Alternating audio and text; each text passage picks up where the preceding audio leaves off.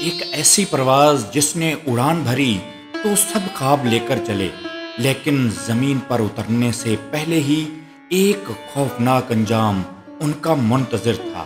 ناظرین، 1960 کی دہائی پی آئی اے کے عروج کا زمانہ تھا۔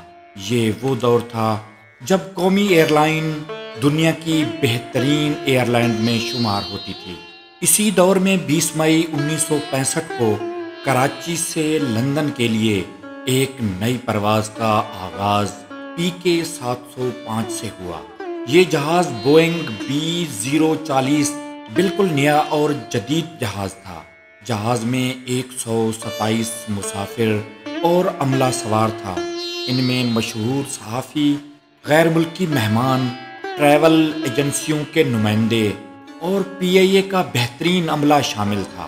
اس پرواز کا سب سے نمایاں چہرہ ایئر ہوسٹس مومی درانی تھی، جنہیں اس وقت پی آئی اے کا چہرہ کہا جاتا تھا۔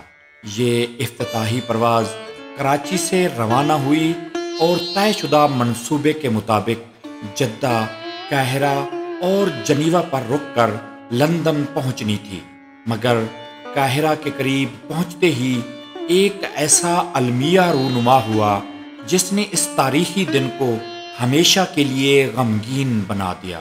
پائلٹ نے اطلاع دی کہ جہاز کے فلپس میں خرابی آ گئی ہے۔ جہاز نے ایک چکر لگایا اور رن وے 34 پر اترنے کی کوشش کی، لیکن اونچائی برقرار نہ رہ سکی۔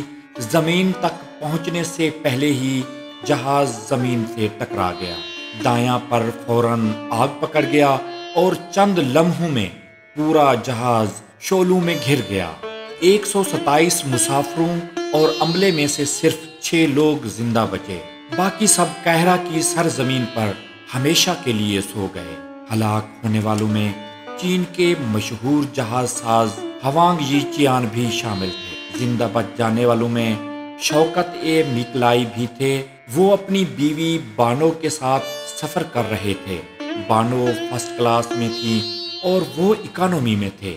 شوکت یاد کرتے ہیں کہ جہاز جیسے ہی اترنے لگا، میں نے دائیں پر کو جلتے دیکھا اور پھر سب کچھ اندھیرے میں کھو گیا۔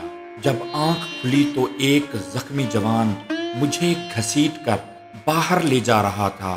ارد گرد لاشیں بکھری تھیں اور ان میں میری بیوی بھی شامل تھی۔ اسی لمحے میرا دل ٹوٹ گیا، مگر میں نے اللہ سے دعا کی کہ اگر زندگی ملی تو دوسروں کے لیے جیوں گا۔ حادثے کے بعد منظر اور بھی تکلیف دہ تھا۔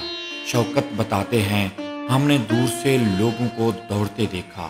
ہم سمجھے وہ مدد کے لیے آ رہے ہیں، مگر وہ زخمیوں کو چھوڑ کر سامان اور بیگ اٹھا کر چلتے بنے، جبکہ اصل مدد 5-6 گھنٹے بعد پہنچی۔ تب تک کئی زخمی تڑپ تڑپ کر دم توڑ چکے تھے۔ بالآخر صرف 6 لوگ زندہ بچے، باقی سب کو قاہرہ ہی میں دفن کر دیا گیا۔ جب زندہ بچنے والے کراچی واپس آئے، عوام نے ان کا استقبال ایک معجزے کی طرح کیا، مگر شوکت میکلائی کی زندگی کا رخ ہمیشہ کے لیے بدل گیا۔ بیوی کے بغیر 3 بچوں کا باپ، مگر انہوں نے صبر، حوصلے اور ایمان کے ساتھ نیا سفر شروع کیا۔ وہ 2014 میں 95 برس کی عمر میں اس دنیا سے رخصت ہو گئے۔ پی کے 705 کا حادثہ آج بھی ایک سبق ہے۔ یہ ہمیں یاد دلاتا ہے کہ زندگی بے حد نازک ہے، کل کا کوئی یقین نہیں، اور سب سے بڑی بات یہ کہ مشکل وقت میں انسانیت کا امتحان یہی ہے کہ دوسروں کے لیے سہارا بنیں، نہ کہ انہیں بے یار و مددگار چھوڑیں۔ دوستو، امید ہے ویڈیو آپ کو پسند آئی ہوگی۔ ویڈیو کو لائک کریں، دوستوں کے ساتھ شیئر کریں اور چینل کو ضرور سبسکرائب کریں تاکہ ہر نئی آنے والی ویڈیو آپ کو بر وقت مل سکے۔